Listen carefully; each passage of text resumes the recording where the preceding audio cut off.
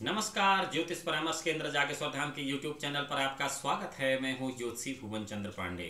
प्रिय दर्शकों, आज हाजिर हूं लेकर शिक्षा, कल्प, व्याकरण, निरुक्त, छंद, ज्योतिष, वेदांग के 6 अंगों में नेत्र कहे जाने वाले ज्योतिष का निदान। अर्थात मैं यह पहले भी आपको बता चुका हूं कि ज्योतिष भविष्यवाणी अर्थात प्रेडिक्शंस का सब्जेक्ट नहीं है, बल्कि यह रेमेडी टूल यानी कि निदान का विषय है।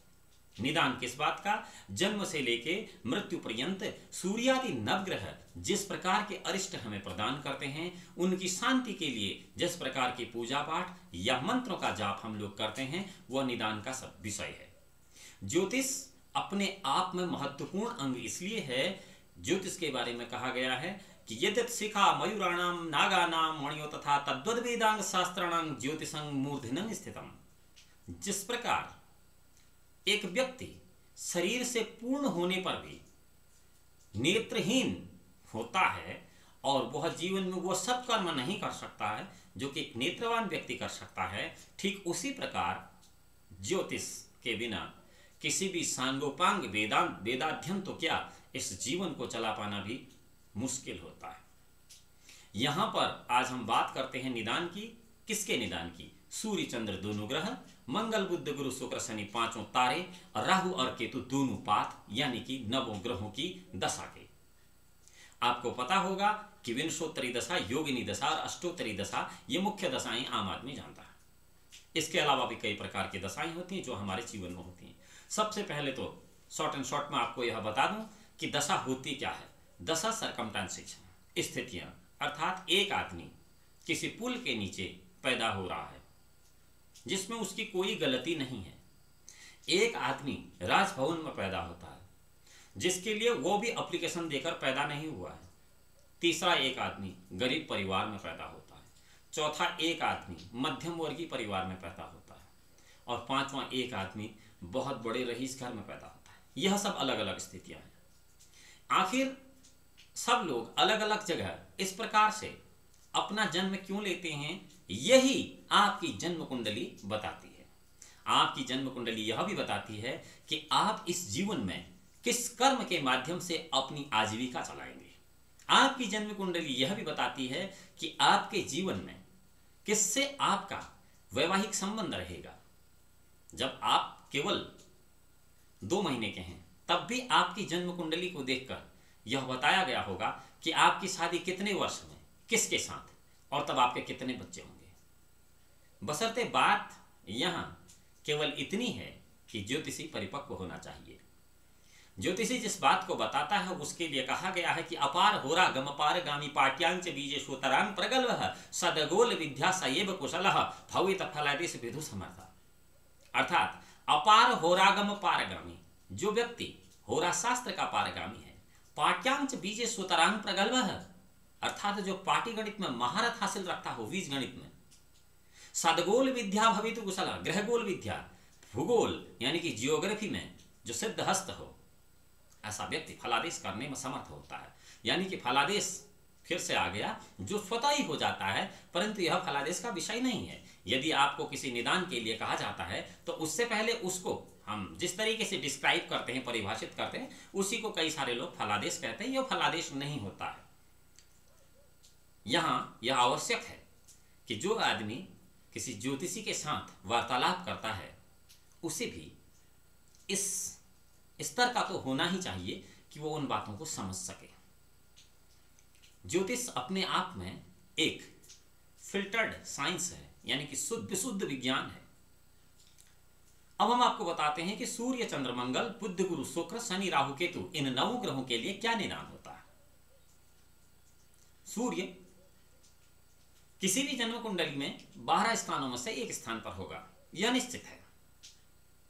12 स्थान यानी कि 12 राशियों में से 12 राशियां यानी कि 360 डिग्री, यानी कि पूरे ब्रह्मांड में। ज्योतिष यहां केवल भारत के लिए नहीं बल्कि पूरी दुनिया के लिए विषय है। ज्योतिष में ऐसा नहीं होता है जैसे कई जगह पाखंडवाद में होता है। पाखंडवाद अर्थात जगतगुरु। जगतगुरु का मतलब होता है संसार का गुरु, लेकिन वो पूरे संसार में न होकर कतिपय कुछ देशों में होते हैं। ज्योतिष में ऐसा नहीं है। ज्योतिष ब्रह्मांड के लिए है, उसमें 12 राशियां हैं जिसमें पूरे ब्रह्मांड को विभक्त किया गया है। 30 अंश की एक राशि है और 12 राशियों में 360 डिग्री के लिए पूरे ब्रह्मांड को। जो बड़े बड़े वैज्ञानिक हैं उनका मानना यह है कि 360 डिग्री से आगे भी कुछ भूभाग इस ब्रह्मांड में है, लेकिन हम यहाँ उस बात को फिलहाल नहीं कर रहे हैं क्योंकि यह एक शोध का विषय है। फिलहाल हम आपको बताते हैं सूर्यादि नवग्रह आपके जीवन में जो दशाएं या जो दुष्प्रभाव देते हैं उनको आप किस प्रकार ठीक कर सकते हैं। सूर्य की स्थिति आपकी जन्म कुंडली में 12 भावों में से किसी एक भाव में होगी, यह तो निश्चित है। यदि लग्न, जहां पर लग्न उदय होता है उस जगह पर लग्न में यदि आपके सूर्य है तो सूर्य किस स्थिति में आपको बुरे फल दे सकता है? जबकि वह नीच का हो, जब वह पाप ग्रहों से दृष्ट हो, जब वह अधम अवस्था में हो, अर्थात सुप्त अवस्था में हो। सुप्त अवस्था में भी कोई ग्रह अच्छा फल नहीं देता है। बहुत सारी आशंकाएं रहती हैं कि उस पर दृष्टि कारक जो पाप ग्रह यदि है तो अपने पाप फल देने लगता है, इसलिए सुप्त ग्रह को जगाया जाना भी आवश्यक है। उसके लिए भी निदान है। हम यहाँ पहले केवल यह बता रहे हैं सूर्य के माध्यम से कि कौन सा सभी ग्रह आपको किस स्थान पर कौन कौन से कष्ट दे सकते हैं और आप उनका क्या क्या निदान कर सकते हैं। यहाँ ध्यान रखने की बात यह है कि एक उपाय जो हम आपको सूर्य के लिए बता रहे हैं वह सभी लोगों पर लागू नहीं होता है, क्योंकि सूर्य यदि लग्न में शरीर का कारक ग्रह है तो धन भाव में धन का, पराक्रम भाव में भाई बहनों का, सुख भाव में मां का, पंचम भाव में संतान का, छठे भाव में शत्रु का, सप्तम भाव में कलत्र स्त्री का, अष्टम भाव में आयु का, नवम भाव में भाग्य का, दसम भाव में कर्म का, एकादश भाव में आय और बड़े भाई के लिए और द्वादश भाव में व्यय आदि अन्य कारकों के लिए सूर्य जिम्मेदार हो सकता है। बशर्ते यह निर्भर करता है कि आपकी जन्म कुंडली में सूर्य की स्थिति है क्या। सूर्य साधारणतया नेत्र विकार के लिए जाना जाता है। सूर्य साधारणतया हड्डियों में विकार के लिए जाना जाता है। सूर्य साधारणतया पिता, दादा और राज्य के लिए जाना जाता है। सूर्य साधारणतया भाग्य का निर्धारण करता है। सूर्य साधारणतया पंचम भाव यानी संतान का निर्धारण करता है। पर यह सभी स्थितियां जन्म कुंडली में स्थित सूर्य की स्थिति पर निर्भर करती हैं। जितनी बातें मैंने आपको बताई इनमें से किसी एक विषय से संबंधित आपकी जन्म कुंडली में सूर्य अपना शुभाशुभ फल देगा। यहां विषय ज्योतिष सीखने या सिखाने का नहीं है, परंतु केवल निदान का है। हम यहां पर आपको यह बता रहे हैं कि नवग्रहों का निदान हम किस तरह से कर सकते हैं। सूर्य के लिए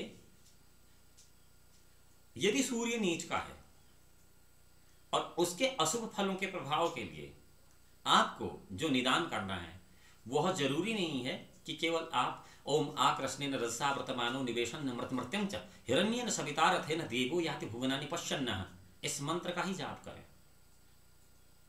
सूर्य यदि नीच का है तो यह मंत्र तभी काम कर सकता है जबकि सूर्य लग्न से 7वें भाव में किसी ग्रह को नहीं देख रहा है और 7वें भाव से भी किसी पाप ग्रह या नीच ग्रह की दृष्टि सूर्य पर नहीं है।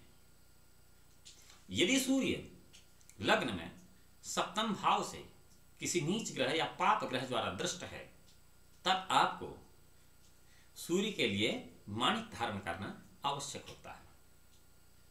यहां पर मंत्र जाप की आवश्यकता नहीं होती है। इसी स्थिति में यदि सूर्य सप्तम भाव में है और लग्न से पाप ग्रह से दृष्ट है तब आपको न तो मंत्र फल देगा और न ही यंत्र यह माणिक।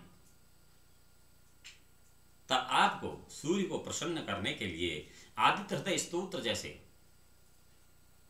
सूक्तों का लगातार जाप करना होगा, तब जाकर कहीं सूर्य आपको शुभ फल प्रदान करेगा। यह बड़ा कॉम्प्लिकेटेड है, बहुत मुश्किल सा प्रतीत होता है, लेकिन इसीलिए ज्योतिषी की आवश्यकता होती है कि वह आपकी जन्म कुंडली में सूर्य की स्थिति देखकर आपको एक ठीक सा और अच्छा सा उपाय बता सके, जहां पर आपके पैसे की बर्बादी भी ना हो, समय की बर्बादी भी ना हो और आपको उस अरिष्ट कारक सूर्य के जो अशुभ फल हैं वो न मिलें और आप स्वयं को सुव्यवस्थित कर सकते हैं।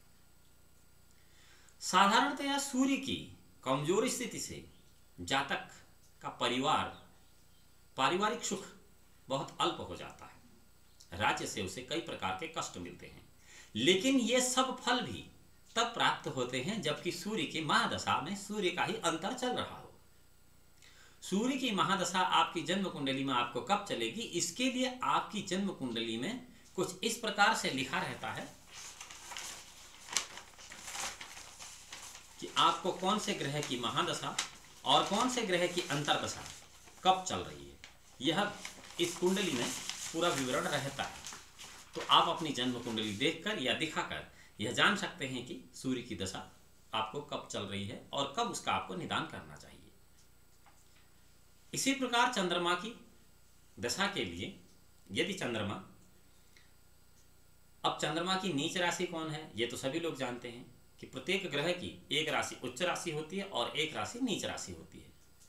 कोई राशि ऐसी भी होती है जहां पर ग्रह न नीच का होता है न उच्च का होता है, वहां पर वो ग्रह उस ग्रह के संबंधित फल देता है जिस ग्रह के साथ हो या जिसकी राशि में हो। मसलन सूर्य मेष राशि में उच्च का है और तुला राशि में नीच का है। चंद्रमा को वृष और कर्क राशि में उच्च मानते हैं, जबकि चंद्रमा वृश्चिक राशि में नीच का होता है। मंगल मकर राशि में उच्च का होता है और कर्क राशि में नीच का होता है। बुध कन्या राशि में उच्च और मीन राशि में नीच का होता है।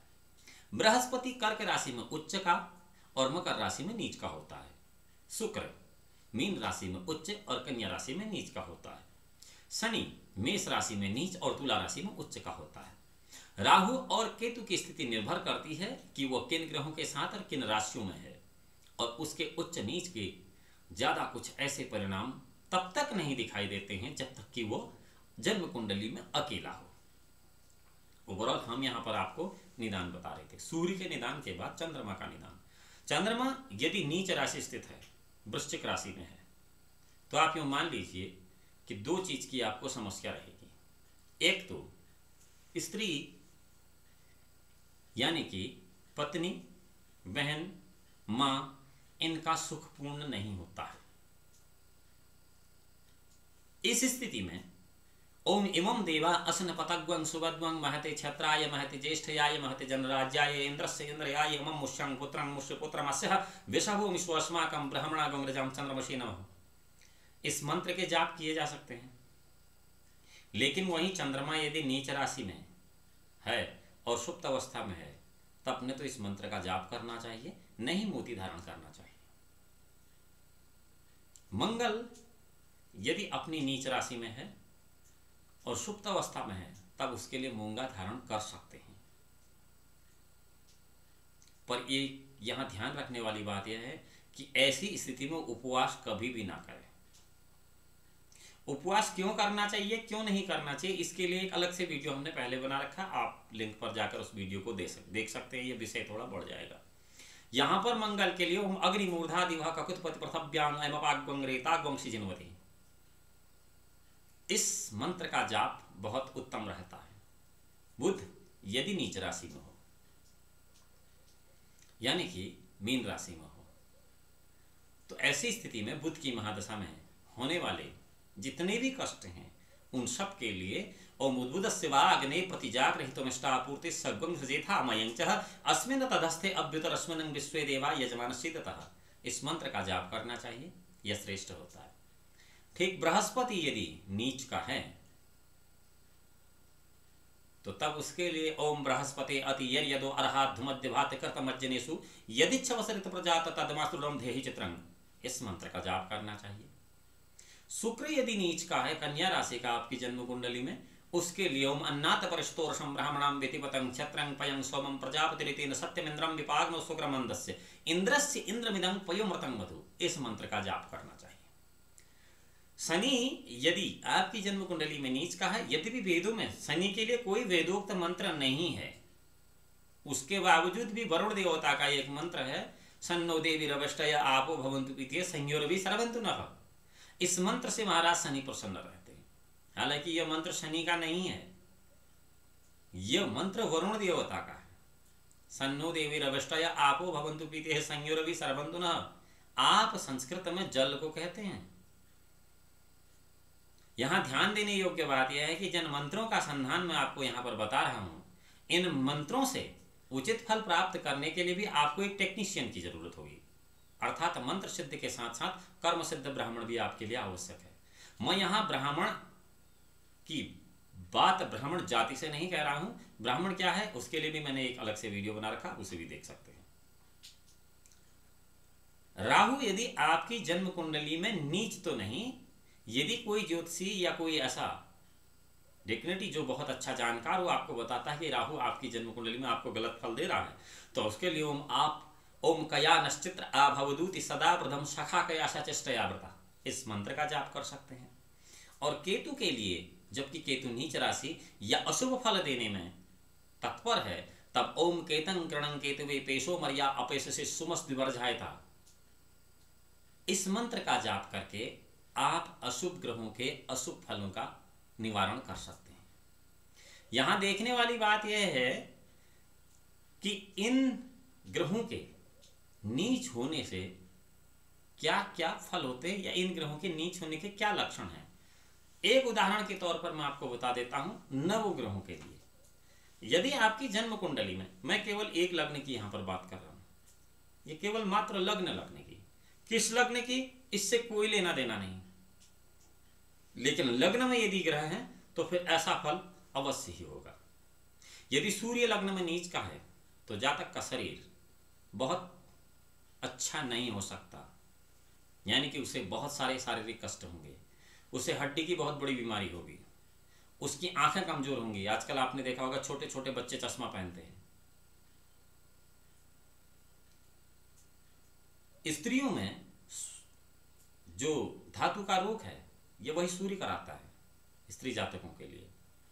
चंद्रमा के लग्न में कमजोर होने से जातक अत्यधिक नकारात्मक होता है, और स्त्रियों में यह चंद्रमा नीच का होने से लग्न में बहुत ज्यादा शारीरिक कष्ट प्रदान करता है प्रसव के समय और मासिक धर्म के समय।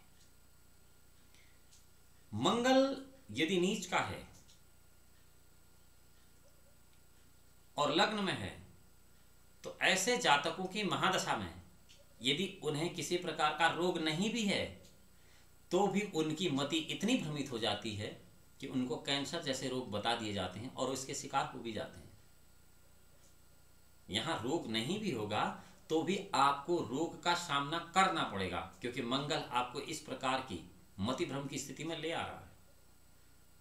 बुध यदि लग्न में कमजोर है तो ऐसा जातक हकलाता है, उसके साफ आवाज नहीं आ पाती है, जबान लगती है, उसकी जितनी क्षमता होती है उस हिसाब से वो अपनी बातों को रख नहीं पाता, उसका प्रेजेंटेशन उतना अच्छा नहीं रह पाता है। गुरु यदि लग्न में कमजोर है, नीच का है, तो ऐसा जातक भाव शून्य होता है, अर्थात कुछ करने की स्थिति में नहीं होता, उसकी बॉडी एक्टिव नहीं होती है। शुक्र यदि लग्न में नीच का है तो उसका शरीर बाल्यावस्था में वृद्धावस्था जैसा होने लगता है। शनि यदि लग्न में नीच का है तो यहां पर ये बातें कहने वाली नहीं है कि ऐसे व्यक्ति सड़कों पर, रोड के किनारे या कई प्रकार के और अंगों से कमजोर होते हैं और वो अपना शारीरिक सुख या सांसारिक सुख उतना अच्छा प्राप्त नहीं कर पाते हैं। राहु यदि लग्न में कमजोर है तो और नीच का है तो ऐसे जातकों से सभी को सावधान रहना चाहिए। ये जातक बहुत घातक हो सकते हैं किसी भी व्यक्ति, किसी भी जीव के लिए। और अक्सर बहुत ज़्यादा जो लोग हत्याएं कर देते हैं, बहुत ज़्यादा जो लोग विधि विरुद्ध कार्य करते हैं, यह सब लग्न में राहु के नीच होने के परिणाम है। केतु यदि लग्न में नीच का है तो ऐसा जातक शारीरिक बाह्य रोगों से ग्रस्त होता है, आंतरिक नहीं, बाह्य रोगों से ग्रस्त होता है। यह एक केवल समझने के लिए आपके है कि लग्न में यदि इस तरह के ग्रह नीच के हैं तो ये फल तो अवश्य होने हैं, लेकिन इनकी इन दशाओं में कितना हेरफेर होगा, कितनी मात्रा में ये अपने फल देंगे, ये निर्भर करता है जन्म कुंडली में उन ग्रहों की उस स्थिति पर कि ग्रह किस स्थिति में है। ग्रहों की बाल्यादि, युवा, वृद्ध और मृतावस्था तो होती है, इसके साथ साथ ग्रहों की सुप्त अवस्था भी होती है, ग्रहों की मित्रादि अवस्था भी होती है। जब एक ग्रह किसी मित्र राशि में होता है तो मित्र के साथ वो अधिमित्र होता है। कई बार पाप ग्रह शुभ ग्रह की राशि में जाने के बाद शुभ फल देना शुरू कर देते हैं और शुभ ग्रह पाप ग्रह की राशि में जाने के बाद अशुभ फल देना प्रारंभ कर देते हैं। तो इसलिए कुंडली का विश्लेषण तो बहुत अनिवार्य है, परंतु निदान मैंने 9 ग्रहों के आपको बता दिए हैं। अब इन 9 ग्रहों के निदान में भी आपको ध्यान यह रखना है कि जिन मंत्रों का जाप आप कर रहे हैं वो सविधि हो, अर्थात उनको जप करने वाले जो ब्राह्मण हैं वो आसन सिद्ध होने आवश्यक हैं, अर्थात वो एक जगह बैठ सकते हों। खाली माला घुमाने से आपका काम नहीं चलेगा। जब आप आसन सिद्ध किसी भी व्यक्ति से इन जपों का क्रियान्वयन कराते हैं तो 100% आपको वो ग्रह उन अरिष्ट फलों से छुटकारा दे देते हैं। किसी भी ग्रह की शांति के लिए उस ग्रह के जप के बाद उसका हवन होना भी आवश्यक होता है। उस हवन में प्रत्येक ग्रह की संविदा भी अलग अलग होती है। उदाहरण के लिए यदि आप सूर्य के जाप कर रहे हैं तो उसके बाद आपको आग की लकड़ी में उसका हवन करना होता है। चंद्रमा का जाप करने के बाद पलाश की लकड़ी में आपको उसका हवन करना होता है। मंगल के जाप करने के बाद खैर की लकड़ी में आपको उसका हवन करना होता है। बुध का जाप करने के बाद चिड़चिड़े की लकड़ी में आपको उसका हवन करना होता है। देवगुरु बृहस्पति के जाप करने के बाद पीपल की लकड़ी में आपको उसका हवन करना होता है। और दैत्यगुरु शुक्राचार्य के जाप के बाद बरगद की लकड़ी में आपको उसका हवन करना होता है। सूर्यपुत्र शनि महाराज के जाप के बाद शमी की लकड़ी में आपको उसका हवन करना होता है।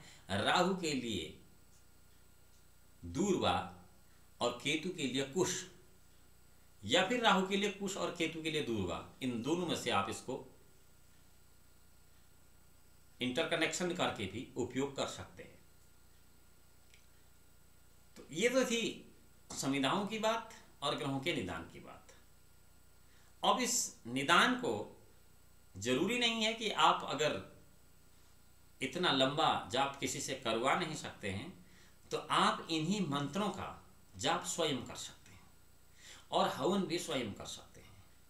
उसकी विधि आप हमसे जान सकते हैं 9639901694 पर। इससे पहले कि हम आपको अगली वीडियो में इसका अग्रिम भाग और बताएंगे कि आप इसको सविधि किस प्रकार कर सकते हैं। यदि आप चैनल पर नए हैं और ज्योतिष संबंधित जिज्ञासा रखते हैं तो ज्योतिष परामर्श केंद्र जागेश्वर धाम के यूट्यूब चैनल को सब्सक्राइब कर सकते हैं, बाध्यता नहीं है। अगली वीडियो में हम आपको इसके सविस्तार कर्मकांड के संबंध में जानकारी देंगे। तब तक के लिए भगवान भोलेनाथ आपका कल्याण करें। नमस्कार।